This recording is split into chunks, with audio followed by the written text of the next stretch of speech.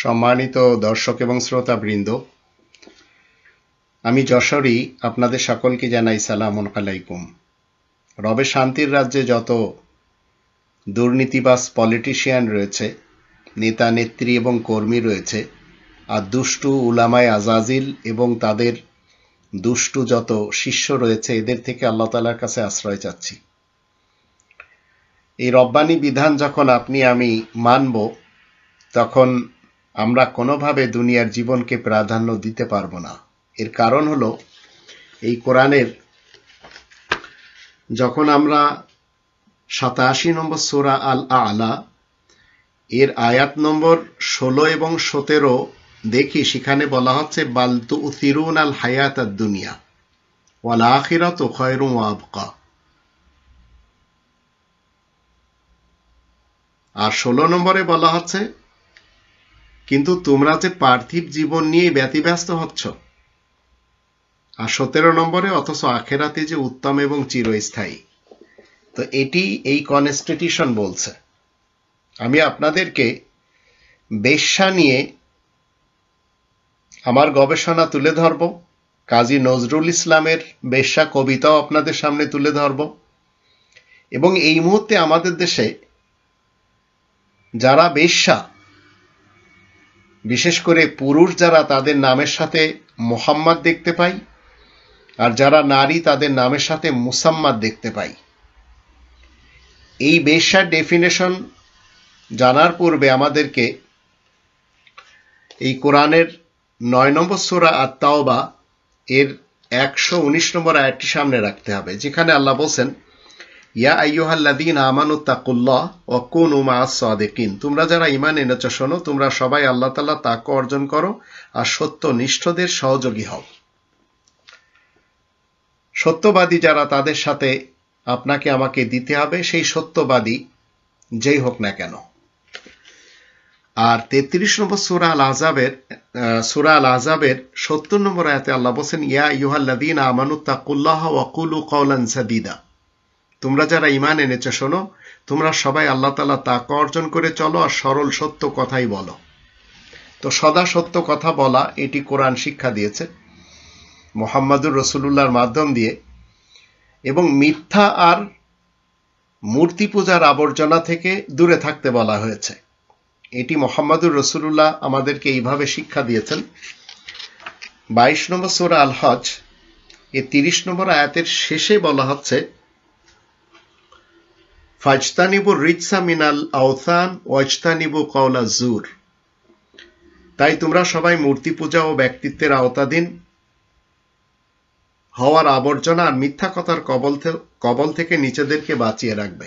তো নিজেদেরকে বাঁচার জন্য রব্বানী বিধান আমরা জানলাম। রবে শান্তির রাজ্যে আমাদের জানতে হবে যে বেশ্যার সত্য ডেফিনেশন কি। তাহলে আমাদের সমাজে এই মুহূর্তে যারা বেশ্যা রয়েছে, মনে রাখবেন এটি কোনো গালি শব্দ না। আর যদি গালি আপনারা মনে করেন, তাহলে আপনারা মনে করতে পারেন বেশ্যার একটা ডেফিনেশন আছে, যেমন কাফেরের একটা ডেফিনেশন আছে। কাফের কোরআনের দৃষ্টিতে ওই ব্যক্তিকে বলা হয় যে আয়াত গোপন করে।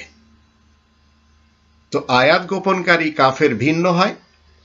আর কৃষককেও কুফফার বলা হয়েছে, তারা বীজ মাটির নিচে গোপন করে। এখন বেশ্যা যদি আপনি গালি মনে করেন, করতে পারেন।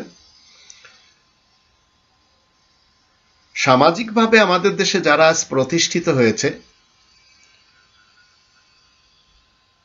সামাজিকভাবে তাদেরকে বেশ্যা বলা হয় না। যারা ব্যবসা বাণিজ্য করে, যারা হালাল পন্থায় উপার্জন করে প্রতিষ্ঠিত হয়েছে, তাদেরকে কেউ বেশ্যা বলবে না। কিন্তু আমাদের দেশের এক শ্রেণীর নারীরা, তারা বেশ্যাবৃত্তি করার জন্য ইউরোপে যায়, আরবে যায়, যেটি আমার দেখা। আমি যখন এথেন্সে ট্যাক্সি চালাই, তখন আমার ট্যাক্সিতে একজন বৃহত্তর ফরিদপুরের একটি বোন, সে বেশ্যাবৃত্তি করত। সে আমাকে বলছে যে আপনি আমাকে কি একটি সন্ধান দিবেন, আমি 90 লক্ষ টাকা বাংলাদেশে পাঠাবো। তা আমি গেলাম, আমাদের একটি ভাই, উনি শিবিরের একটা নেতা, তিনি হুন্ডির ব্যবসা করেন বা হুন্ডির মাধ্যম দিয়ে দেশে টাকা পাঠান। তা আমি বললাম যে এই বোনটার কাছে 90 লক্ষ টাকা আছে, দেশে পাঠাবে। তখন সে পাঠিয়ে দিল। পাশে আর একজন বলছে যে এই মেয়েটা তো খানকি, আমাকে ডেকে নিয়ে বলছে তো বেশ্যা। আমি বললাম বা আমি তো জানি না, আমার ট্যাক্সিতে বসছে, সেই রকম একটা সন্ধান চাই। তো টাকা পাঠানোর পরে কিছুদিন পরে আবার সেই শিবিরের ভাইয়ের সঙ্গে দেখা হলো। তাকে আমি বললাম যে ভাই, আপনি শেষমেশ বেশ্যার কাছ থেকেই কমিশন খেলেন। তা আমাকে বলছে আপনিও তো ট্যাক্সিতে তাকে নিয়ে এসেছেন। তো ট্যাক্সিতে তো হরেক রকমের লোক আসে। তো এখন বেশ্যা যদি আপনি গালি দেন তো দিতে পারেন। মনে রাখবেন, বেশ্যা প্রত্যেক ওই ব্যক্তিকে বলা হয় অবৈধভাবে রিবাখোর হয়ে যারা টাকা পয়সার সম্পদ পাহাড়ের মতো জমা করে নিয়েছে, এদেরকেও সামাজিকভাবে কিন্তু মানুষ প্রতিষ্ঠিত হিসেবে মনে করে। মনে রাখবেন, এরা সবাই হচ্ছে একটি দেশের, একটি সমাজের জন্য সবচেয়ে বড় নিকৃষ্ট বেশ্যা। বেশ্যা চরিত্রটা অবশ্যই খারাপ। এখন একটি নারী অর্থের বিনিময়ে দেহ বিক্রি করছে, তাকে আমরা বেশ্যা বলছি। গোয়ালন্দের ঘাটে যারা রয়েছে বা অন্যান্য পল্লীতে, আমাদের জাতীয় সঙ্গীত যার কাছ থেকে নেওয়া হয়েছে, যার লেখাকে নেওয়া হয়েছে, সেই রবীন্দ্রনাথ ঠাকুরের সবচেয়ে বড় ব্যবসা ছিল বেশ্যালয়ের।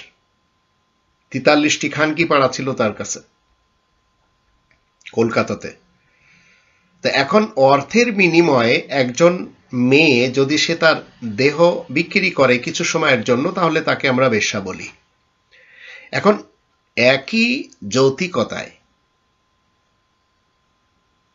যদি একজন পুরুষ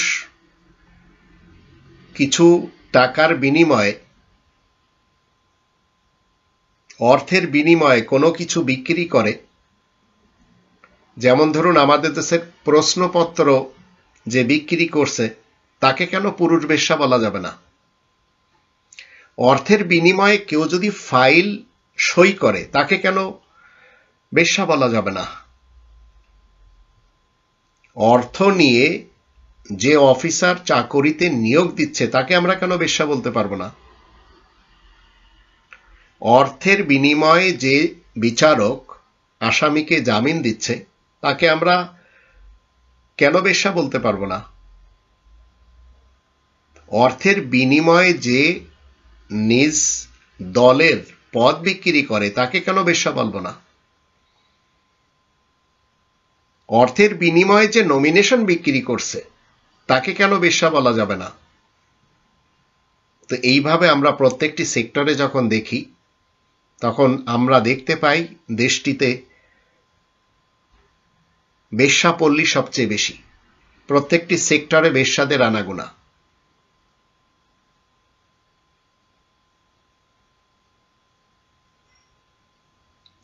যে নারী বেচার মতো আর কোনো কিছু অবশিষ্ট পায় না, সেই নারী তো কি করে? দেহ বিক্রি করে।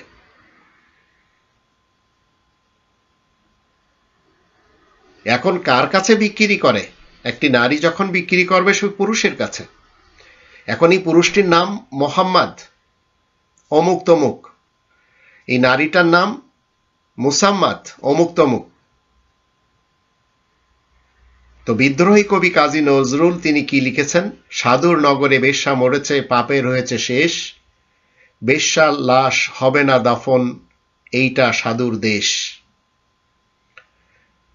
জীবিত বেশ্যা ভোগে তো আচ্ছা, মরিলেই যত দোষ, দাফন কাফন হবে না এখন, সবে করে ফোঁস ফোঁস। বেশ্যা তো ছিল খাস মাল, তোদের রাতের রানী, দিনের বেলায় ভুরু কোচকাও, মরিলে দেও না পানি। সাধু সুনামের ভেগ ধরিয়া দেখালি দারুণ খেলা, মুখোশ তোদের খুলবে অচিরে, আসবে তোদের বেলা। রাতের আধারে বেশ্যার ঘর স্বর্গ তোদের কাছে, দিনের আলোতে চেনো না তাহারে, তাকাও না কোলাচে। চিনি চিনি ভাই সব সাধুরেরই হরেক রকম সাজ, সুযোগ পেলেই দরবেশি ছেড়ে দেখাও উদ্দাম নাচ। নারী আমাদের মায়ের জাতি। বেশ্যা বানালো কে? এর সাথে যদি আবার নারী আমাদের বোনের জাতি, নারী আমাদের স্ত্রীদের জাতি, নারী আমাদের কন্যা সন্তানদের জাতি, বেশ্যা বানালো কে? ভদ্র সমাজে সতীর ছেলেরা খদ্দের সেজেছে। গরিবের বউ সস্তা জিনিস সবাই ডাকো ভাবি, সুযোগ পেলেই প্রস্তাব দাও আদিম পাপের দাবি। স্বামী যখন মরল ভাবির দুধের শিশু কোলে, ভদ্র দেবর সুযোগ খোঁজে সহানুভূতির ছলে। দিনের মতো দিন চলে যায়, হয় না তাতে দোষ, মরা লাশের সুযোগ পেয়ে মুল্লার রোষ। মুল্লা সাহেব নায়েবে রাসূল ফতোয়া ঝাড়িয়া কয়, ফতোয়া ঝারিসা কয়, পতিতা নারীর জানাজা কবর এই এলাকায় নয়। সুদায় আমি ওরে মুল্লা জানাজার যত দোষ, বেশ্যার দান নিয়াছ ঝুলিয়ে তুমি বেটা নির্দোষ। বেশ্যার তবু আছে পাপ, বোধ নিজেকে সেভাবে দোষী, তোমরা তো বেটা দিনে বেচে খাও, হচ্ছে খোদার খাসি।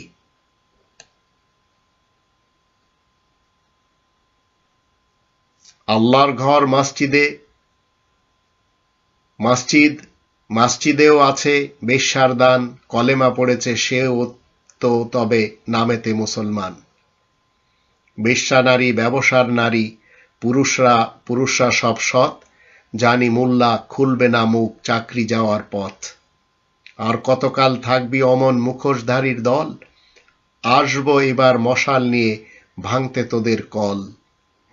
সত্যের আলো জ্বলবে যখন চিনবে তোদের সবে, লেবাসধারী মুখোশধারী মুখোশ উপরে যাবে। এইভাবে আর চালাবি কত ছলছাতুরির খেলা, আসবে তিনি এবার তোদের বিদায় নেওয়ার পালা। এখন এই বেশ্যাদের কবিতাও আপনারা শুনলেন, বেশ্যাদের ডেফিনেশনও শুনলেন। এবার আমরা যদি আবেদ কাকুর তার বউয়ের নামে যে সম্পদ করেছে তার সংক্ষিপ্ত একটু বিবরণ দিই। ধানমন্ডির 11 নম্বর রোডে 4 কোটি টাকা মূল্যের 2400 বর্গ ফুটের ফ্ল্যাট রয়েছে।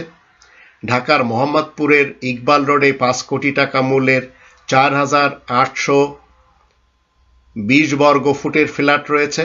মোহাম্মদপুরের নবোদয় হাউজিং সোসাইটির বি ব্লকে 10 কোটি টাকা মূল্যের বহুতল বাড়ি রয়েছে। মানিকগঞ্জের রাখোরা মৌজায় 10 কোটি টাকার মূল্যের 20 বিঘা জমি রয়েছে। ঢাকার বাড্ডায় সাতারকুল মৌজায় 10 কোটি টাকা মূল্যের 8 বিঘা জমি রয়েছে। রাজধানী পান্থপথে 4 কোটি টাকা মূল্যের 400 বর্গ ফুটের দোকান। রাজধানীর 53 বায়তুল মুকাররমে 10 কোটি টাকার 300 বর্গ ফুটের দোকান। কক্সবাজারের টেকনাফে 5 কোটি টাকা মূল্যের স্থাপনা সহ 3 বিঘা জমি। কক্সবাজার ইনানি সমুদ্র সৈকতে 10 কোটি টাকা মূল্যের স্থাপনা সহ 1 বিঘা জমি। চট্টগ্রামের পাহাড়তলিতে 10 কোটি টাকা মূল্যের 6 কাঠা জমি। নিজ নামে ঢাকার ধানমন্ডির 16 নম্বর রোডে 6 কোটি টাকা মূল্যের 3000 বর্গের একটি ফ্ল্যাট। ঢাকার চন্দ্রিমা সুপার মার্কেটে 2 কোটি টাকা মূল্যের 300 বর্গ ফুটের দোকান।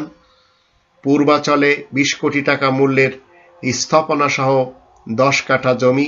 বাগেরহাটের গোপালকাঠি গ্রামে 20 কোটি টাকা মূল্যের স্থাপনা সহ 10 কাঠা জমি। কুয়াকাটায় 3 তারকা হোটেল। এখন এই লোকটিকে যদি কেউ বেশ্যা বলে তাহলে সে সত্যি কি ভুল করবে?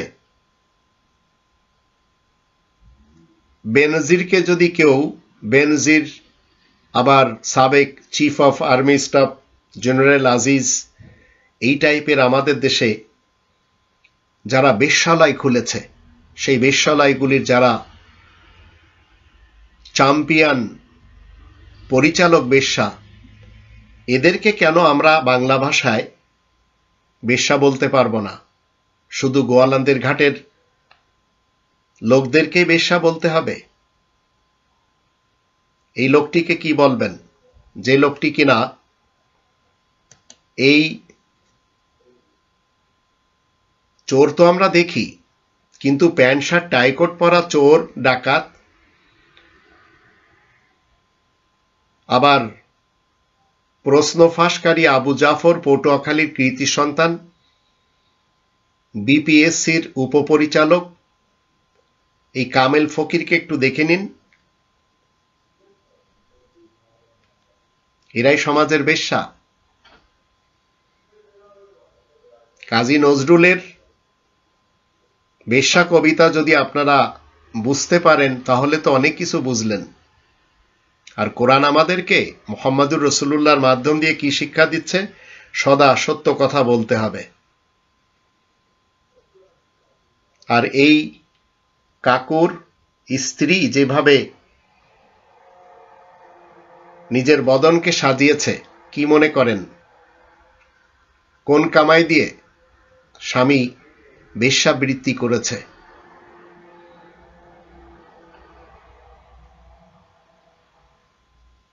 আমাদের সমাজে এক শ্রেণীর লোক রয়েছে মাথায় টুপি দিয়ে, পরনে লম্বা জুব্বা লাগিয়ে। তারা কি করে? কোরআন কোথায় নাজিল হয়েছে সেই হীরা গুহা, যা একটি ফ্যাব্রিকেটেড ঘটনা, সেই জায়গা দেখতে যায়। কষ্ট করে সেখানে উঠতে হয়। কিন্তু কোরআন কি বলছে, কোরআনের নাজিলের উদ্দেশ্য কি, সেটি নিয়ে কারোর কোনো মাথা ব্যথা নেই। আবার এই মুহূর্তে কোটা নিয়ে চলছে আন্দোলন। তো বাংলাদেশের বর্তমান অবস্থা, আজ 2024 সাল, ছাত্ররা সব কোটায় ব্যস্ত, শিক্ষকরা পেনশনে, অভিভাবক যারা তারা টেনশনে, আর শিক্ষা পদ্ধতি গোরস্থানে, গোরস্থান মানে কবরস্থানে, আর দুর্নীতি,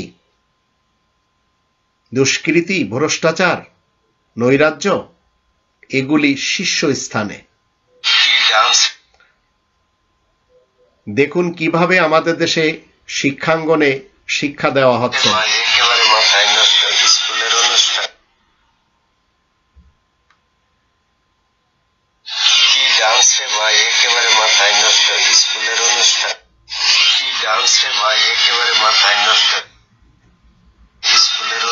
এটি হচ্ছে স্কুলের কি অনুষ্ঠান? সংস্কৃতি অনুষ্ঠান।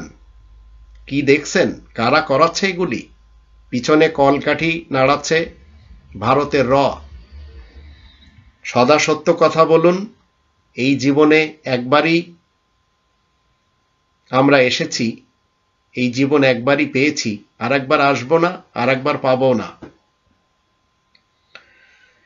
টাকা থাকলে যে সবার কাছে শ্রেষ্ঠ হওয়া যায়, এই কথাটি ফিল্ম জগতের, কোরআনের কথা না।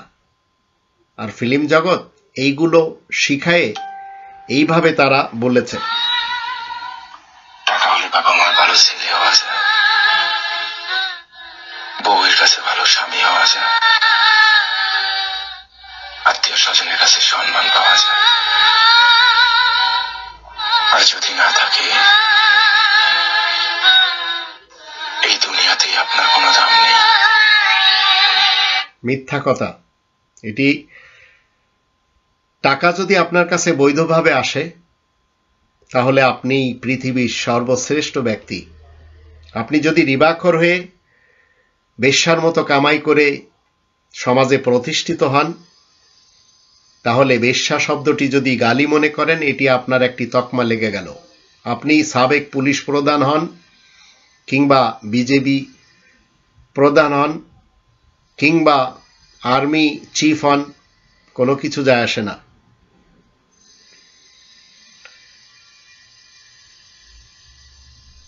কর্নেল অলি আহমদ বীর বিক্রম ইনি বলতে চাচ্ছেন, সন্তানদের চাকরির কোটার জন্য মুক্তিযুদ্ধ করি নাই, দেশের মানুষ এবং বাংলাদেশ মাতৃভূমির রক্ষার জন্য যুদ্ধ করেছি, এটি সাংবাদিকদেরকে তিনি বলেছেন। মানুষ তাকে স্যালুট জানাচ্ছে। আমার একটা প্রশ্ন, যে হিজবুত তাওহীদ একটি সংগঠন আমাদের দেশে, এখন পরিচালক জামানার ইমাম সেজেছেন, তার শ্বশুরও জামানার ইমাম ছিলেন। তিনি তার পক্ষ থেকে বলেছেন শ্রীকৃষ্ণ নবীদের একজন, এটি তার ধারণা মতে। আর ইনি সেই ব্যাখ্যা কিভাবে দিচ্ছেন? যে আমরা বলি শ্রীকৃষ্ণ আলাইহিস সালাম যে নবী, এটা প্রমাণ কি বা প্রুফ কি? দেখো ভাই, তোমার কি নাম? আশরাফুল হক। জি স্যার। শোনো, একটা নলকূপে কি পরিমাণ পানি উঠে তুমি কল্পনা করতে পারো? ইনি শ্রীকৃষ্ণ নবী, এটি লিখিত আকারে এদের দস্তাবেজে রয়েছে, গোলমল ইনি বুঝিয়ে দিচ্ছেন। কিন্তু কোরআনের পাতায় যখন আপনি আপনার দৃষ্টি দিবেন, তখন সেখানে পাবেন 19 জন নবী। সেই 19 জনের ভিতরে গোলাম আহমদ কাদিয়ানিও নেই, মোহাম্মদ ইবনে আবদুল্লাহ ইবনে আব্দুল মুত্তালিব বিন হাশিমও নেই, শ্রীকৃষ্ণও নেই। তো এরা সবাই ধর্মজীবী করে খাচ্ছে।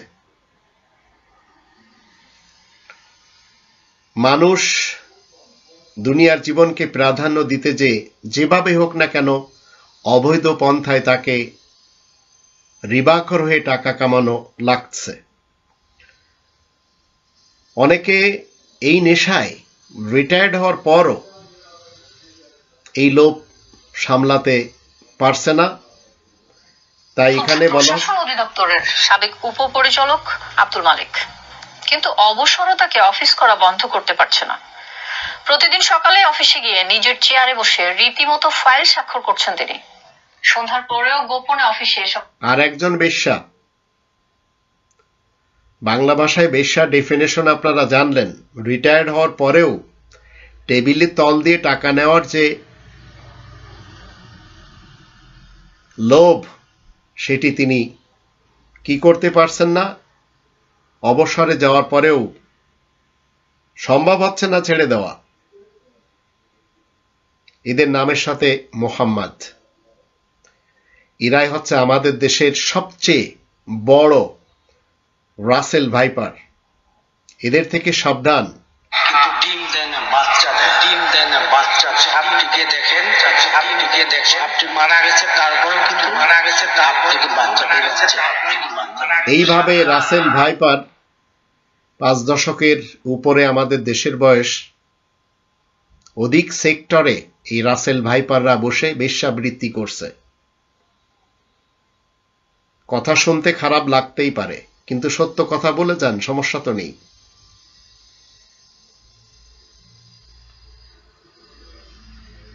এখন যদি এই আবেদ আলী সাহেবকে এক জায়গায় বসিয়ে জিজ্ঞাসাবাদ করা হয়, তাহলে তিনি সত্য বলে দিবেন এবং তিনি তালিকাও বলে দিবেন সেই বিসিএস ক্যাডারদের যারা আমাদের দেশে, আমি মনে রাখবেন শুধু ওই সকলদেরকে বেশ্যা বলছি যারা রিবাখোর, অবৈধভাবে দেশ বিক্রি করে, নিজের অস্তিত্বকে বিক্রি করে সর্বশেষ একটি নারী যেভাবে দেহ বিক্রি করে, এরাও ঠিক একই কায়দায় করে চলেছে। এদেরকেই বলছি, এই বুজুর্গ সাহেবকে যদি জিজ্ঞাসাবাদ করা হয় তাহলে এই লিস্ট দিয়ে দিবে কত শত শত বা হাজার হাজার বিসিএস ক্যাডার যারা এই কাজ করে তারা বিভিন্ন সেক্টর প্রদান হয়েছেন। এদের চুরির হাত কর্তন করে দেওয়া এই রব্বানি বিধানের বিধান তাই আল্লাহ বলছেন ওয়াসারিকু ওয়াসারিকাতু ফাকতাউ আইদিয়াহুমা জাযাআম বিমা কাসাবা নাকালাম মিনাল্লাহ আল্লাহু আজিজুন হাকিম। চোর সে পুরুষ হোক অথবা নারী, চুরির হাতকে কর্তন করে দিতে হবে। এবার আসুন, ফিল্মে তো খুব সুন্দর ডায়লগে শোনানো হয়, আমাদের দেশটি নিয়ে কিছু কথা বলা হয়েছে। দোকানদাররা 100 টাকার জিনিস জনসাধারণের কাছে 200 টাকা চাইতেছে। আর এই দেশের রাজনীতিবিদরা জনগণকে কইতাছে স্বাধীনতার সুখ ঘরে ঘরে পৌঁছে দিচ্ছি, আর দেশে উন্নতির জোয়ার বয়ে যেতেছে, আর জনগণ, বাংলাদেশের জনগণ খালি তামসা দেখতেছে আর কইতেছে উন্নতি হয়েছে। ওই একই আলোচনা হইতেছে। আমাদের দেশের মানুষ সত্যি তামাশা দেখে যাচ্ছে। কেউ ডুগডুগি বাজাচ্ছে আর চারিপাশে দাঁড়িয়ে তামাশাই দেখছে।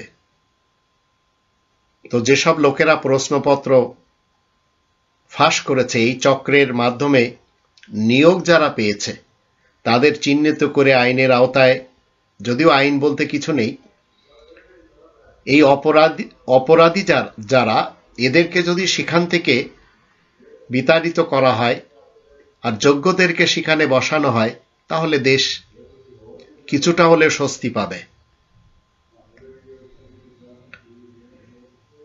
আপনাকে আমাকে এই পৃথিবীতে সত্য জ্ঞান অর্জনের জন্য জীবনে আমি সবাইকে বলবো, শুধু একবার হলেও মাতৃভাষায় কোরআনটি পড়ে দেখুন। সত্য এক্সপোজ হয়ে যাবে আর মিথ্যাও জানতে পারবেন। কোরআন যখন আমরা পড়ি, এই কোরআন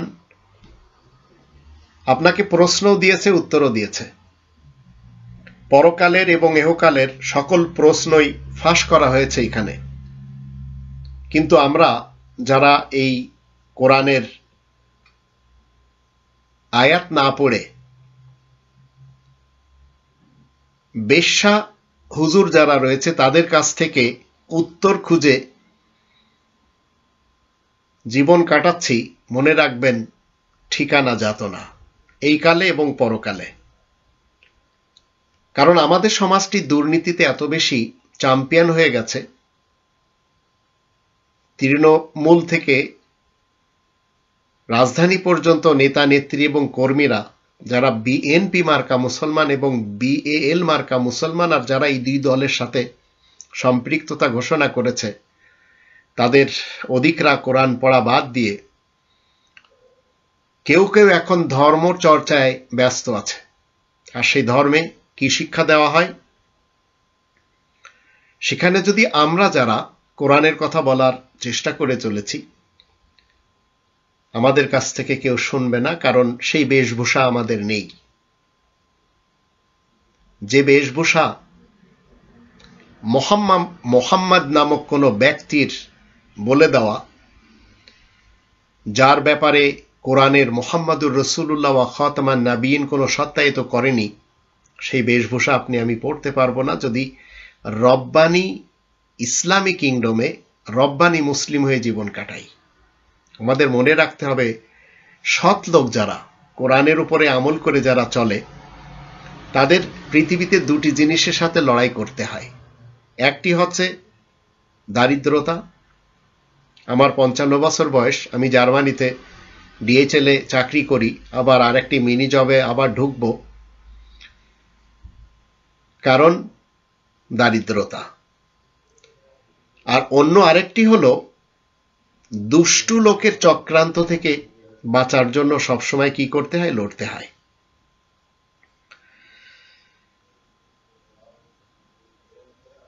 আমাদের দেশের দুষ্টু মৌলবী সমাজ মিথ্যাগুলি এত সুন্দর করে সাজিয়ে বলে, যেমনটি আল্লাহ রাসূল সাল্লাল্লাহু আলাইহি ওয়াসাল্লাম ছাড়ছিলেন, আলহামদুলিল্লাহ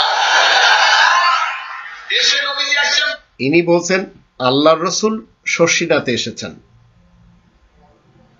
নিশ্চয় আপনারা এই কথা মানতে চাইবেন না, কিন্তু এগুলি বলা হচ্ছে।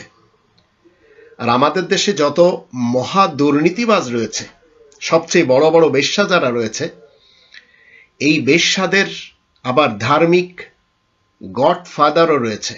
যেমন ধরুন, সেই গডফাদার বেশ্যা কি বলছে, যে তুমি যদি ঘুষখোর হও, ঘুষ খাইসা নামাজ আদায় করো। তুমি যদি সুদখোর হও, কোটি টাকা সুদ খাওয়ার পরে সালাত আদায় করো। তুমি যদি জেনাকারী ব্যভিচারী হও, পতিতালয় থেকে বের হয়ে সালাত আদায় করো। তুমি যদি বিড়িখোর সিগারেটখোর হও, তাহলে বিড়ি খেয়ে সিগারেট খেয়েও তুমি সালাত আদায় করো, সালাত ছাড়িও না। গুনাহের এগুলিকে বলে ধর্মের বেশ্যা। এদের নামের সাথে মোহাম্মদ রয়েছে, আর এরা ফেক মোহাম্মদের ডক্ট্রিনকে প্রমোট করে। আর এদের কথা শুনে আস্ত এক একজন মুসল্লিরা এই ধর্মের নামে বেশ্যাবৃত্তি করে, কারণ এরা এই মহাবেশ্যাদের পক্ষ থেকে সুসংবাদ পায়। কোরআনের 29 নম্বর সূরা আল আনকাবুতের 45 নম্বর আয়াতের মধ্যে আল্লাহ বলছেন, মুহাম্মাদুর রাসূলুল্লাহ ওয়া খাতামান নাবিয়িন দ্বারা সত্যায়িত, ইন্না সলাতা তানহা আনিল ফাহশাই ওয়াল মুনকার, নিশ্চয় নামাজ যাবতীয় অশ্লীল এবং খারাপ কাজ থেকে বিরত রাখে। কিন্তু যারা নামাজ পড়ে আর নামাজের ভিতরে বলে গায়রিল মাগদুবি আলাইহিম ওয়ালাদ-দাল্লিন, আবার বলে ইহদিনাস সিরাতাল মুস্তাকিম, তো সিরাতে মুস্তাকিমের উত্তর তো এই কোরআনে 6 নম্বর সূরা আল আনামের 153 আয়াতে বলা হচ্ছে, ওয়া আন্না হাযা সিরাতি মুস্তাকিমান ফাত্তাবিউহু। কোরআনের পথই হচ্ছে সুপ্রতিষ্ঠিত সিরাতে মুস্তাকিম, কিন্তু সুদখোর, ঘুষখোর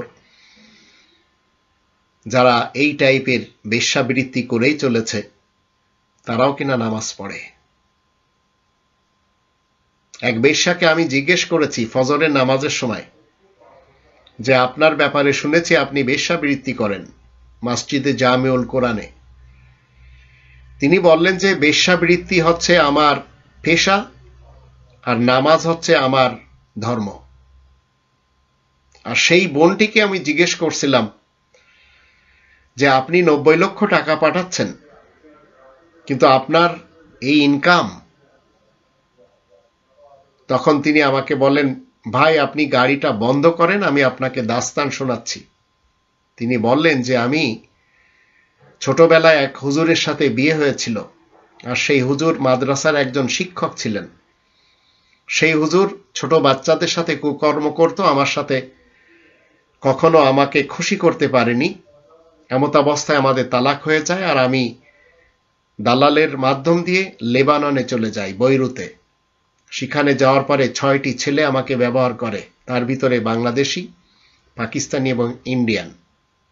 সেখান থেকে ভাই আমি নাগালের বাইরে চলে গেছি। কোনো ধর্মের উপরে আমার আর আস্থা নেই বললেই চলে, কিন্তু আমার মা আমাকে বারবার বলেছে, খুকি নামাজ ছাড়বি না। তারপরে আমি আসছি সিরিয়াতে, সেখান থেকে তুর্কিতে, তুর্কির থেকে আমি আসছি এথেন্সে। আসার পরে একই কাজ করি, এবং আমি 1 কোটি টাকা কামাবো, আর 10 লাখ টাকা কামিয়ে আমি দেশে যাব, 50 লাখ টাকা দিয়ে মসজিদ তৈরি করব, আর 50 লাখ টাকা ব্যাংকে রাখবো, আর বিবাহ করব সেই মসজিদের ইমামের সাথে। একটি বেশ্যার পরিকল্পনা। আর এই প্রশ্নপত্র ফাঁসকারী ব্যক্তি, তিনিও ঠিক ওই বেশ্যার মতো কথা বলেছেন। এবং তিনি কি বলেছেন? তিনি বলেছেন, আমি যত টাকা আয় করেছি আল্লাহর রাস্তায় দিয়েছি, সেটিও দেখাবো আপনাদের। তবে মনে রাখবেন, পরের ক্ষতি করার নেশা যার ভিতরে ঢুকে যায়, যদি কাউকে একবার পেয়ে বসে, তাহলে নিজের অস্তিত্ব ধ্বংস না হওয়া পর্যন্ত তার হুঁশ ফিরে আসবে না। আর এটি আমি আমার সেই ছাত্রদেরকেও বলতে চাই, সেই ভাই বোনদেরকেও বলতে চাই, আর সেই পরিচিতদেরকেও বলতে চাই যারা কিনা কোরআনের কাছে এসে একটি সময় শুধুমাত্র ক্ষতি করার নেশায় দূরে চলে গেছেন,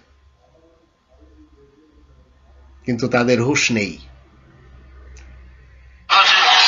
টাকা কামাইছি, সব খরচ করছি। আবেদ আলী, যার অর্থ ইবাদত গুজার বান্দা, মুখে দাড়ি, পরনে পাঞ্জাবি। ইনি বলছেন যে এই ইবাদত গুজার আবেদ আলী, ইনি যত টাকা কামিয়েছেন সব দিনের রাস্তায় দিয়েছেন। এখন যদি আপনারা বলেন কোন পন্থায় টাকা কামিয়েছেন, তো সেই বাংলা ভাষায় বেশ্যার ডেফিনেশন আপনাদের মনে রাখতে হবে।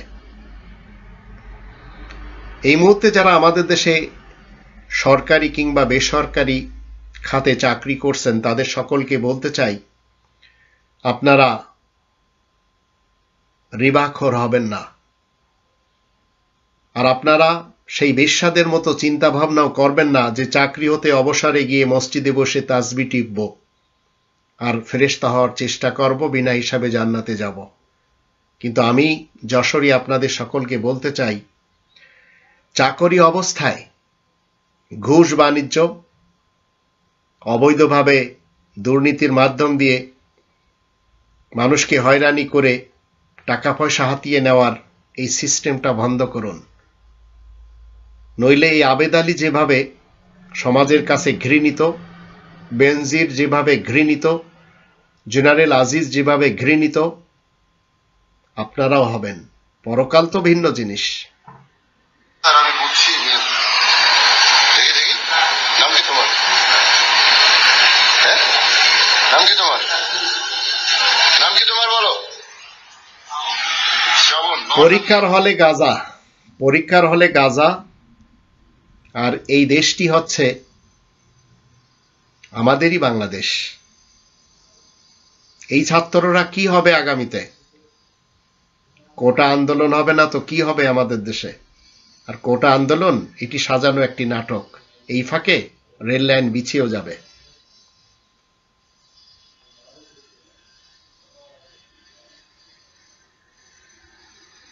অনেক মানুষ এই পৃথিবীতে ধর্মকে নিজেদের পক্ষ থেকে বানিয়ে উদ্ধত্ত দেখায়।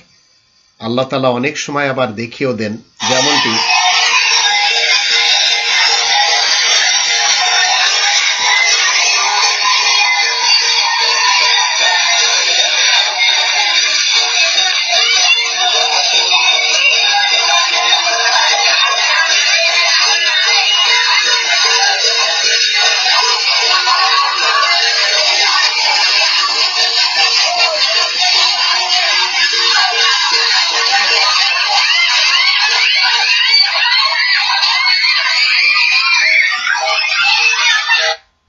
এরপরেও মানুষের হুঁশ আসে না। অনেক সময় আল্লাহ তাআলা বিভিন্ন ডিজাস্টারের মাধ্যম দিয়ে দেখিয়ে দেন।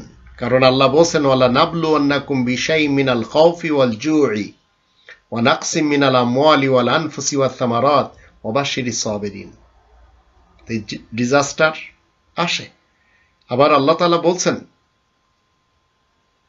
আওয়ালা ইয়ারাউনা আন্নাহুম ইফতানুনা ফি কুল্লি আমিন মাররাতান আও মাররাতাইন সুম্মা লা ইয়াতুবুন ওয়া লাহুম ইয়াযাক্কারুন। আল্লাহ তাআলা প্রত্যেক বছরে একটি মানুষের উপরে একবার কিংবা দুইবার বালা মুসিবতে গ্রেফতার করেন, যেন ফিরে আসে তওবার মাধ্যম দিয়ে। তারপরেও তারা আসে না, উপদেশও গ্রহণ করে না। আমাদের দেশটি কুফরের এবং শিরিকের জন্য ঘাঁটি তৈরি করা হয়েছে। পুরা বিশ্বে আল্লাহ তাআলার ইসলামী কিংডমে 40 লক্ষ মসজিদ রয়েছে। আর এই 40 লক্ষ মসজিদ আল্লাহ তাআলার ইবাদতের সাথে সেখানে ফেক মোহাম্মদের ইবাদত বন্দেগী হয়। আর আমাদের দেশে কুফর এবং শিরিকের মূল ঘাঁটি যদি আমরা দেখতে চাই, তো যেখানে বলাৎকার হয়, যেখানে ধর্ষণ হয় ছোট ছোট ক্ষুদে শিশুদের সাথে, যেগুলি মোল্লাতন্ত্রের কবজায়। নাম কি আপনারাই আমার থেকে ভালো জানেন, সবসময় বলাও আমার উচিত না।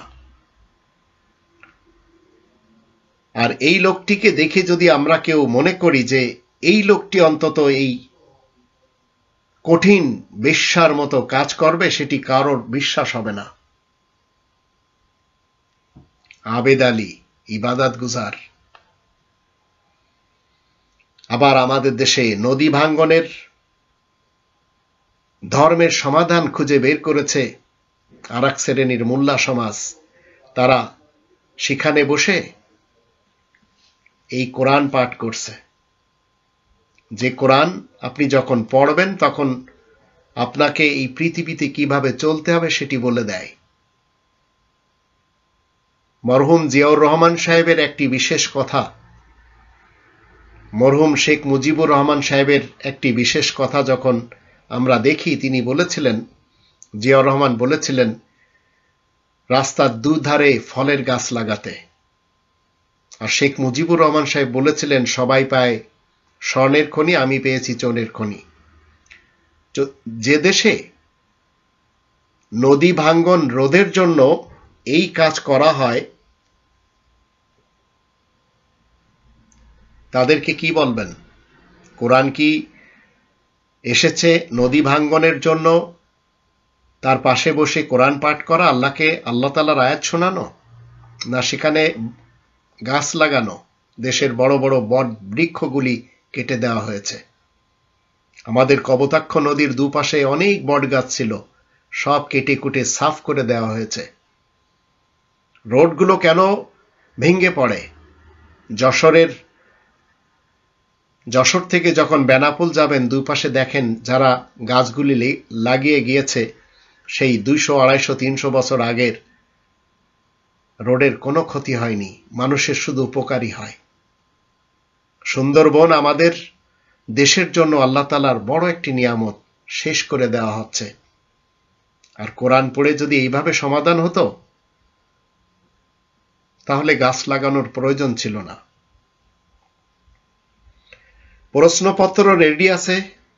ইবাদত গুজার আবেদ আলী সাহেব কি বলছেন? আমরা রেডি করে রাখছি। হ্যালো, ওই রেড কিন্তু ওইটাই, হ্যাঁ, ওই প্রশ্ন যেমন কইছো আমরা সব প্রশ্ন রেডি আছে, আর প্রশ্ন কিন্তু একদম জেনুইন। এবার প্রশ্ন নিয়ে কোনো ঝামেলা নাই, তোমরা রেটটা ঠিক করে দিও, আর আরে কইও যে টাকা পয়সা সব রেডি করে রাখতে। হ্যাঁ হ্যাঁ, ঠিক আছে। কি বলবেন? বেশ্যা বললে বেশ্যার গালি হয়ে যাবে, বা লোকটির অপমান হবে?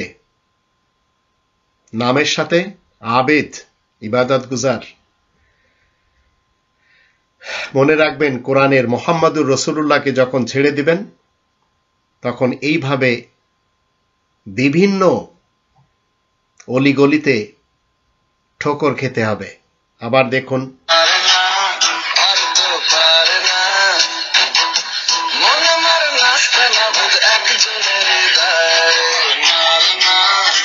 এই অসভ্য মেয়েরা আমাদের দেশে বুরকা পরে গাঁজা খাচ্ছে।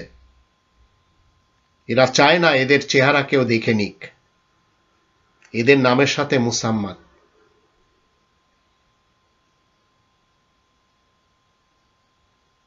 সবচেয়ে বড় বেশ্যালয়ের 43টি খানকি পাড়ার যিনি সর্দার ছিলেন, তার রবীন্দ্রনাথ ঠাকুরের প্রকৃত পরিচয় ও পারিবারিক ব্যবসা, লেখা চুরি বা অন্যের লেখা নিজের বলে চালিয়ে নোবেল পুরস্কার প্রাপ্তির নেপথ্যে।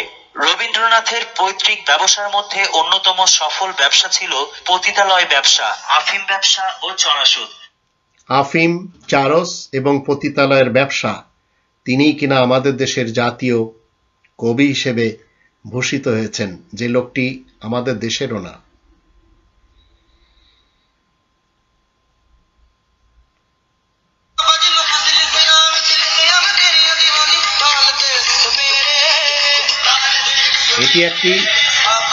এটি একটি নতুন পন্থা আবিষ্কার করা হয়েছে এই ধর্মজীবী আগুনখোর মৌলবীদের পক্ষ থেকে।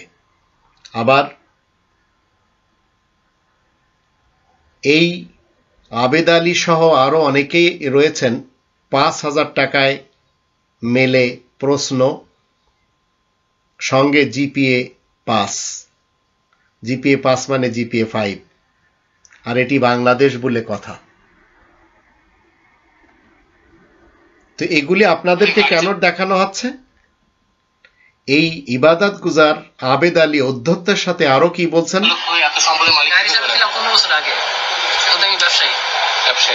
প্রশ্ন ভাষায় কত টাকা কামিয়েছেন? প্রশ্ন ভাষায় যে টাকা কামাইছি সব খরচ করছি। খরচ করছি।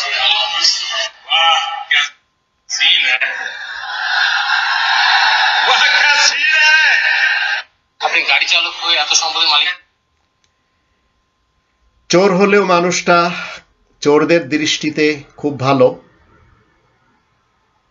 যাদের কারণে একজন মেয়ে বেশ্যা হয় তারাই কিনা তার জানাজা পড়ানোর ব্যাপারে নিষেধাজ্ঞা জারি করে।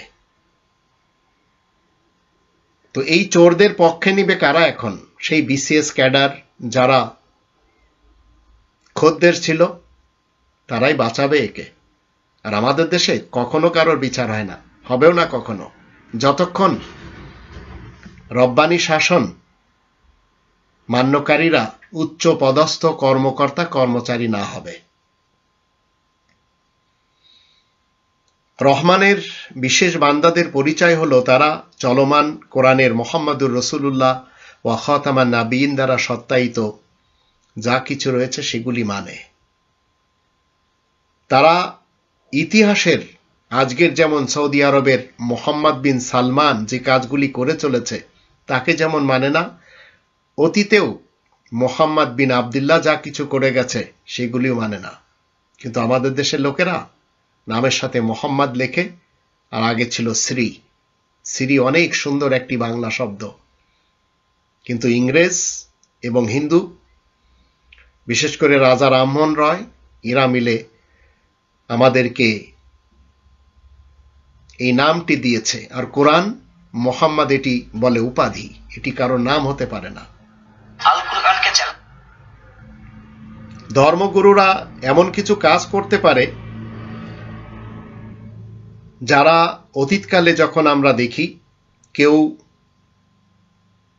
খিলাফতে বনু আব্বাস কায়েম করেছিল, কেউ খুলাফায়ে বনু উমাইয়া, আবার কেউ খিলাফতে উসমানিয়া, এরা সবাই ধান্দা করার জন্য এই কাজগুলি করেছে।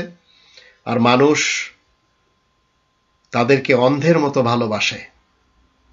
যেমন আমাদের দেশে দেওবন্দ পূজারী কিছু মুসলমান রয়েছে যাদেরকে হিফাজত বলা হয়, কওমি বলা হয়। বেরেলি পূজারী কিছু মুসলমান রয়েছে যাদেরকে বেরেলবি বলা হয়। এরা মূলত ওই দুটি শহরকে কেন্দ্র করে নিজেদের জীবন পরিচালনা করে। আর এক শ্রেণীর মেওয়াতকে সামনে রেখে তাদেরকে তাবলিগি জামাতে সাদ গ্রুপ এবং জুবায়ের গ্রুপ বলা হয়।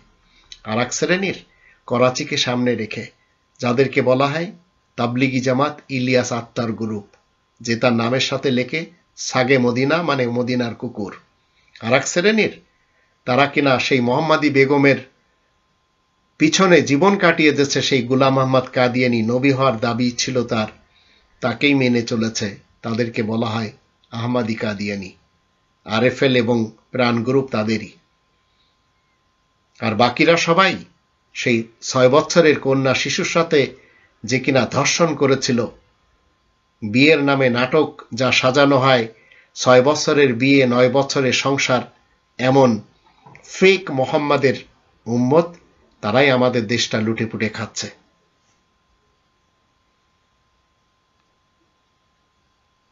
এরপরেও যদি আপনি আমি মনে করি যে আমরা এই সব টাকা পয়সা অর্জন করে একে অপরকে উপঢৌকন দেব, বিভিন্ন অনুষ্ঠানে যাব, গয়নাগাটি পরব এবং পরাবো, তো আমি রবের শান্তির রাজ্যে একজন মুমিন মুসলিম হয়ে দাবি করছি, আপনারা কাউকে কিছু উপহার দিতে যদি চান, যদি আপনাদের কাছে হালাল পয়সা থাকে, তাহলে বাংলা ভাষায় একটি অনুবাদ উপহার দিন। এতে আপনার দাওয়াতি কাজটি অন্তত কিছুটা হলেও পুরা হয়ে যাবে। যদি মনে করেন যে এই পৃথিবীতে আপনাকে আমাকে ইসলাম মেনে চলতে হবে, তাহলে ভালোবাসার কথা কোরআনের কোথাও নেই, কিন্তু ফেসবুক আবিষ্কারের কথা কোরআনে উল্লেখ রয়েছে। নবীজিকে মহব্বত করার কথা, নবীজিকে অনুকরণের কথা কোরআনে নেই, কিন্তু ফেসবুকে কোথায় লাইক, নিজেই কিন্তু স্বীকার যাচ্ছে তাদের বানানো যে নবী, তার অনুসরণ এবং অনুকরণের কথা এই কোরআন অন্তত কখনো বলে না। তারপরেও তারা তার উপরেই টিকে থাকতে চায়। আবার কেউ যদি একটু ফুস করে তাহলে এরা ঢিল মারে। এরপরে আবার দেখুন, ভিডিওটি খুবই গুরুত্বপূর্ণ, তাই শুরুতেই অনুরোধ করবো ভিডিওটি না টেনে শেষ পর্যন্ত দেখার জন্য। দর্শক, বর্তমান সময়ে পৃথিবীতে সব থেকে ভয়ঙ্কর এবং বড় ফিতনা আমার কাছে মনে হচ্ছে আহলে হাদিস ফিতনা। তাই এদের এই ভয়ঙ্কর এই লোকটি শায়েখ কাজ্জাব বিন ইবলিসের ৭৩টি মন গড়া বক্তব্য একত্রিত করেছেন। আপনারা হয়তো সুযোগ পেলে দেখে নিয়েছেন বা দেখে নেবেন। আবার একটি সময় যখন আমাদের দেশ প্রধানকে আমরা জামাত শিবিরের পক্ষ নিয়ে কথা বলতে দেখি, তখন চেহারাটা তার এই রকম ছিল এবং এই রকম চেহারায় এই মওদুদি ফিতনা তার সাথে দিয়েছিলেন। আর আজ চিরস্থায়ীভাবে যে আমাদের দেশের ক্ষমতা আঁকড়ে ধরেছেন, এর জন্য এই জামাত শিবিরের সবচেয়ে বড় অবদান। এবার আসুন, ইনি কি বলছেন। ইমাম মেহেদী এসে গেছেন, যার অস্তিত্ব কোরআনে নেই। তো এই ধরনের আমাদের দেশে অনেক লোক রয়েছে যারা ধর্মকে বিক্রি করে খায়। মনে রাখবেন, বেশ্যার ডেফিনেশন আমি আপনাদের সামনে তুলে ধরেছি। আবার আর একজন বলছেন, বুড়ো শায়েক, নবীজির ভবিষ্যৎবাণী মিলে গেল।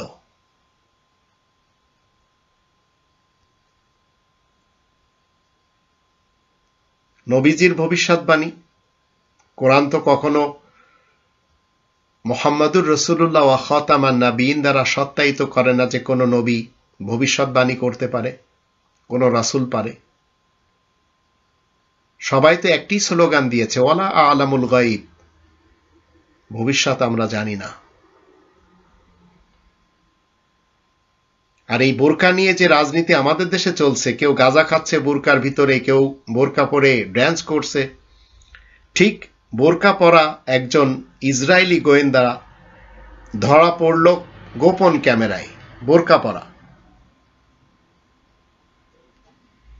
এগুলি আপনাকে আমাকে দেখতে হচ্ছে, আর এগুলি ঘটছে।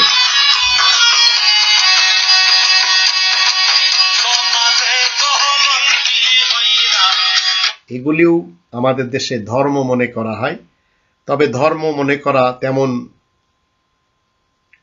খারাপ কিছু না আমি মনে করি, কারণ এরা সব ধার্মিক, তাই এদের স্টেশনগুলি এইভাবে সাজানো হয়েছে। মনে রাখবেন, পণ্য ব্যবসায়ী পণ্যে ভেজাল দেয়, আর ধর্ম ব্যবসায়ী ধর্মের বিধানে ভেজাল দেয়। তাই আপনাকে আমাকে কোরআনের আল ফুরকান দ্বারা যাচাই বাছাই করে নিতে হবে, অন্যথায় আপনি ধরা খাবেন। কোরআনের ভিতরে 19 জন নবীদের কথা আল্লাহ বলেছেন, যারা নবী প্লাস রাসূল, আর 5 জন রাসূল এসেছে নাম সহ। এই নামগুলি আপনারা অন্তত একবার জেনে রাখুন। আর মনে রাখবেন যে ফেক নবী আর রাসূল যাকে আপনারা হিন্দুস্তান এবং আরবিস্তান থেকে মনে করেন, তাদের নাম এখানে নেই। কারণ এগুলি সব উপাধি চরিত্র। তো 19 জন নবীদের নাম: ইব্রাহিম, ইসহাক, ইয়াকুব, নূহ, দাউদ, সুলাইমান, আইয়ুব, ইউসুফ, মুসা, হারুন, জাকারিয়া, ইয়াহইয়া, ঈসা, ইলিয়াস, ইসমাইল, আল-ইয়াসআ, ইউনুস, লূত, ইদ্রিস। এই নবীদের তালিকায় সেই ফেক আরব ইতিহাসের কেউ নেই। রাসূলদের উপাধি যখন আমরা দেখি, মুহাম্মাদুর রাসূলুল্লাহ, সাথে ওয়া খাতামান নাবিয়িন, আবার আহমদ রাসূল, শোয়েব রাসূল, সালেহ রাসূল, হুদ রাসূল। এছাড়া কোনো ব্যক্তি নাম যদি মোহাম্মদ হয়, যেমন আজ সৌদি আরবের মোহাম্মদ বিন সালমান, সে যদি নবী হওয়ার দাবি করে, এক অংশ মানবে, কারণ মিডিয়া তার কাছে। তো মিডিয়া যাদের কথা বলে তাদেরই এই পৃথিবীতে শান্তির দূত বলা হয়, যেমন গৌতম বুদ্ধ। অথচ তার মান্যকারী ওয়াং সাং সুচি কিভাবে ধ্বংস করে দিয়েছে আরাকান, মানুষের রক্তে এমন রক্তপাত সেখানে ঘটানো হয়েছে এই বৌদ্ধদের পক্ষ থেকে। আর গুজরাতে মোদি কসাই যে কাজগুলি করেছে, জীবিত মানুষ জ্বালিয়েছে, 6000 মানুষ মেরেছে। এবার আসুন, যারা এই ফেক ধর্ম চর্চা করে তারা আবার কি নতুন হাদিস শোনায়। আপনাদের হাদিস নতুন না আছে, কিন্তু আমাদের জামানার মধ্যে এগুলো বলা হয় না। খুদ খানায় কাবা আমার নবীকে সালাম দিবে। শুনতে তো কোনো সমস্যা নেই, কিন্তু মানবেন কি মানবেন না সেটি নিতান্তই আপনাদের ব্যাপার। মনে রাখবেন, এই কোরআন 17 নম্বর সূরা বানী ইসরাইলের 9 নম্বর আয়াতে বলে, ইন্না হাযাল কোরআন ইয়াহদি লিল্লাতি হিয়া আকওয়াম। এটি সর্বোত্তম পথ দেখায় এই কোরআন, কোনো মৌলবীরা দেখায় না। মৌলবীদের কোনো কথাই আপনি শুনতে পারবেন না যদি মুমিন মুসলিম হন। বিচার দিবসের আলোচনা নিয়ে মিথ্যাচার উস্তাদ নোমান আলী খা, যিনি কিনা ইন্টারন্যাশনাল কত্থক ধর্মের, দেখুন, যখন বিচার দিবস শুরু হবে, মানুষ ঢেউয়ের মতো একে অপরের উপর আশ্রয় পড়বে, সর্বোচ্চ বিশৃঙ্খলা, সবাই একে অন্যের দিকে ছুটতে থাকবে।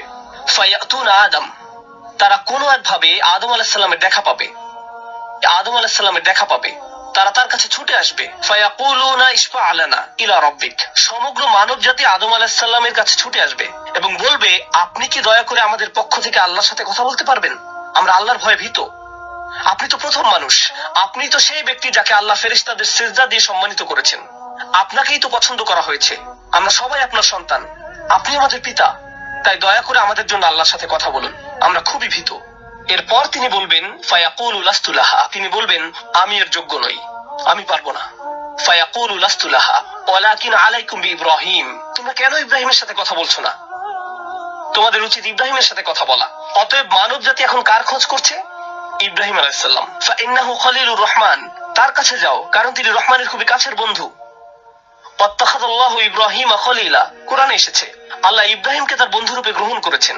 তাই ইব্রাহিমের কাছে যাও, তিনি তোমাদের সাহায্য করতে পারবেন। তারা ইব্রাহিমের কাছে যাবেন। ফায়াতুনা ইব্রাহিমা ফায়াকুলু লাস্তু লাহা, তারা ইব্রাহিমের কাছে গেলে তিনি বলবেন, আমি এর যোগ্য নই, আমাকে এই কাজের জন্য তৈরি করা হয়নি, আমি তোমাদের জন্য আল্লাহর সাথে কথা বলতে পারবো না। ওয়ালাকিন আলাইকুম বিমূসা, তোমরা কেন মূসা আলাইহিস সালামের কাছে যাচ্ছ না? তো মানব জাতি মূসা আলাইহিস সালামের কাছে দৌড়ে যাবে। ফাইন্নাহু কালিমুল্লাহ, তিনি আল্লাহর সাথে অনেক কথা বলতেন।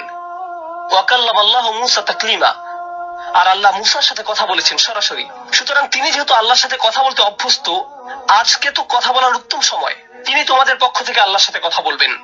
ফায়াতুনা মূসা ফায়াকুলু লাস্তু লাহা, মানব জাতি দৌড়ে মূসা আলাইহিস সালামের কাছে যাবে, তিনি বলবেন, আমি এর যোগ্য না, আমি পারবো না। ওয়ালাকিন আলাইকুম বিঈসা, তোমরা ঈসা আলাইহিস সালামের কাছে কেন যাচ্ছ না? ফাইন্নাহু রূহুল্লাহ ওয়া কালিমাতুহু, তিনি হলেন আল্লাহর রূহ এবং তিনি আল্লাহর কালিমা, আল্লাহর হুকুমে তিনি অলৌকিকভাবে জন্মগ্রহণ করেন। কুন ফায়াকুন, অতএব তিনি যেহেতু সকল রাসূলদের মাঝে বিশেষ মর্যাদার অধিকারী, তার কাছে যাও, তার সাথে কথা বলো। সকল মানুষ দৌড়ে ঈসা আলাইহিস সালামের কাছে যাবে। ফায়াকুলু লাস্তু লাহা, তিনি বলবেন, আমি পারবো না, এই কাজ আমার জন্য নয়, আমাকে এই কাজের জন্য তৈরি করা হয়নি। তারপর তিনি বলবেন, ওয়ালাকিন আলাইকুম বিমুহাম্মাদিন সাল্লাল্লাহু আলাইহি ওয়াসাল্লাম, মানব জাতি তোমাদেরকে মুহাম্মদ সাল্লাল্লাহু আলাইহি ওয়াসাল্লামের কাছে যেতে হবে। মানুষেরা তখন রাসূলুল্লাহ সাল্লাল্লাহু আলাইহি ওয়াসাল্লামের কাছে যাবে। এখন রাসূল সাল্লাল্লাহু আলাইহি ওয়াসাল্লাম আমাদের বলছেন, ফায়াতুনি ফাআকুল, সবাই তখন আমার কাছে আসবে আর আমি তাদেরকে বলবো। এখন রাসূল সাল্লাল্লাহু আলাইহি ওয়াসাল্লাম আমাদের বলছেন, আনা লাহা, আমার জন্য এই কাজ, আমি এই কাজের যোগ্য।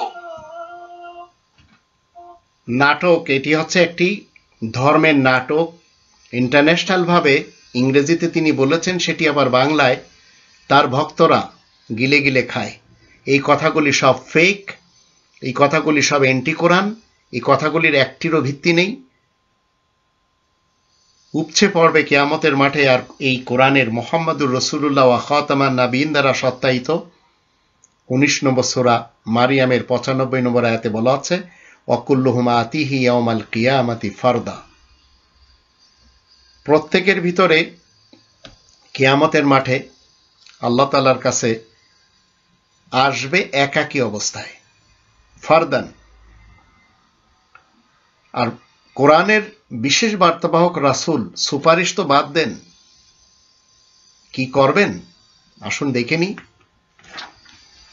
25 নম্বর সূরা আল ফুরকান এর 26 থেকে 30 আয়াতগুলি আমরা শুনব এবং জানব আল্লাহ রাব্বুল আলামিন মুহাম্মাদুর রাসূলুল্লাহ ওয়া খাতামান নাবিয়িন দ্বারা কি সত্যায়িত করে রেখেছেন। 25 নম্বর সূরা আল ফুরকানের 26 থেকে 30 আয়াতগুলি মনোযোগ দিয়ে শুনুন আল মুলকু ইয়াউমা ইযিনিল হাক্কু লির-রহমান ওয়া কানা ইয়াওমান আলাল কাফিরিনা আসীরা।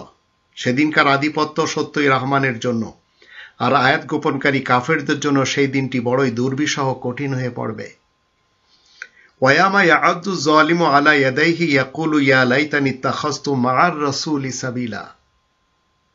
আর সেদিন অত্যাচারী অপরাধী জালিম লোক নিজের হাত দুখানা কামড়াতে থাকবে আর বলবে, হাই পোড়া কপাল, আমি যদি বিশেষ বার্তাবাহক রাসূলের সাথে পথ চলতাম। ইয়া ওয়াইলাতা লাইতানি লাম আত্তাখিজ ফুলানান খলিলা। 28 নম্বর আয়াতে বলা হচ্ছে, হাই পোড়া কপাল আমার, যদি অমুক লোককে বন্ধু হিসেবে গ্রহণ নাই করতাম। এই অমুক লোকই সর্বনাশ করেছে, এই অমুক লোক আপনাকে আমাকে সর্বনাশ করেছে। ইরাই কি বলে? সুদ খাবেন, নামাজ পড়েন, ঘুষ খাবেন, নামাজ পড়েন।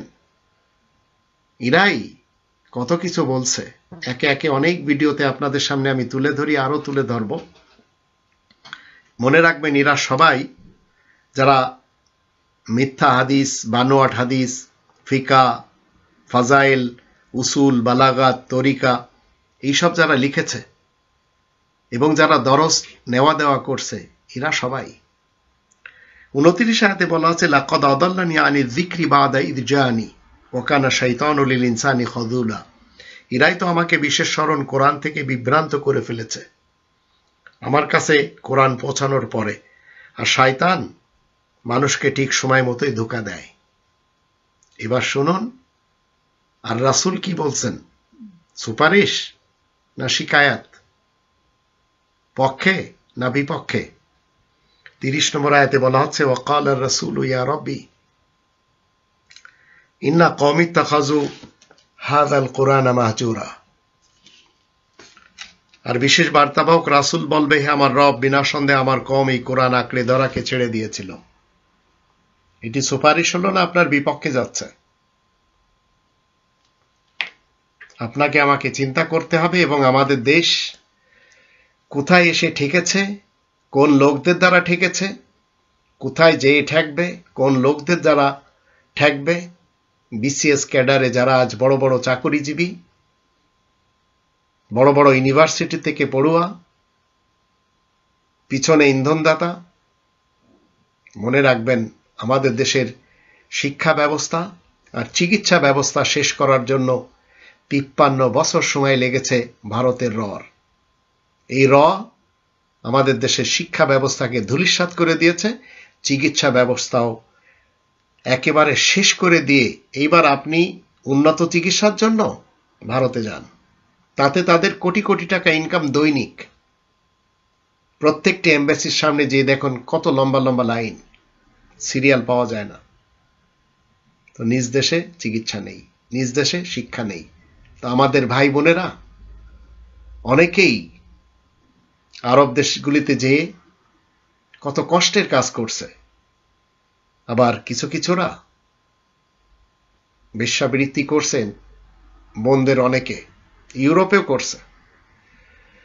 এখন চিন্তা করে দেখুন কোন পথে যাবেন। আল্লাহ তাআলার পথ সিরাতে মুস্তাকিম, এর বিপরীত পথ এই দুর্নীতিবাজ পলিটিশিয়ানদের, এই দুষ্কৃতিকারী, ভ্রষ্টাচার এবং নৈরাজ্য সৃষ্টিকারী পলিটিশিয়ানদের আর আগুনখোর বক্তা হুজুরদের। তাই রব্বানি বিধান অমান্য করে, রব্বানি তন্ত্র অমান্য করে যদি আপনি গণতন্ত্রের, রাজতন্ত্রের, সমাজতন্ত্রের এবং মোল্লাতন্ত্রের পিছনে যান, তাহলে আপনাকে ধরিয়ে দিবে ফেক ধর্ম, যেগুলি সব তৈরি করা হয়েছে দ্বীন ইসলামের বিপক্ষে। আল্লাহ আমাদের সবাইকে কোরআন সঠিকভাবে বুঝার তৌফিক দান করুন।